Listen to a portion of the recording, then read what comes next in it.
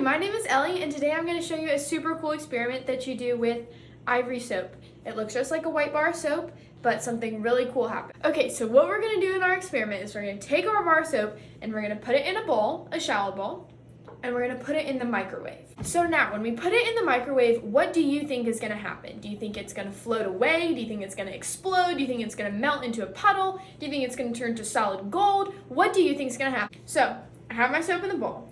I think that I'm going to put it in the microwave and it's going to melt. That's what my hypothesis for what's going to happen. I think it's going to explode. So, as we get ready for our experiment, we've done two super important things. We've asked a question, what will happen when we put the soap in the microwave? And two, we've made a hypothesis. My hypothesis is that the soap will melt, and Kaylin's hypothesis is that the soap would explode. So now, we're going to test it out and see what happens. Okay, so we're going to take it and put it in the microwave and hit start. As it starts out, it looks just like a regular bar of soap, but watch closely and see what starts to happen to it. Look, it doesn't look like it did when we started. Right now, we're doing another super important part of an experiment. We're conducting the experiment and we're making observations. What do you see happening? I see the soap growing. Oh my goodness, look what happened to the soap. Expanded in the microwave. So, neither me nor Kaylin was correct about our hypothesis, because remember, I thought it was going to melt, and Kaylin thought that it was going to explode, and neither one of us were right. In fact, it turns out that when you put the soap in the microwave, specifically this type of soap, it expands, and it looks like a cloud. Now, the next question we need to ask ourselves is, why did that happen? Because that's not what you would expect to happen, and not all soap does that.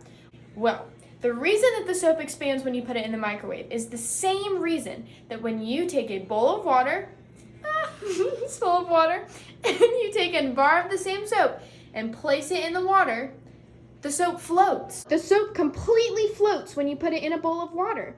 Usually soap would sink, but this one floats. Now we've seen two interesting things about the soap. We see that the soap expands when you put it in the microwave, and then it floats when you put it in a bowl of water. So, I think that this happens because the soap is really light. I think this happens because it's white.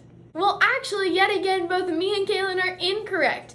The reason that the soap floats when you put it in water and expands when you put it in the microwave is because this specific type of soap, called ivory soap, is made with little air pockets in it. So, when you put the soap in the water, the air pockets cause it to float.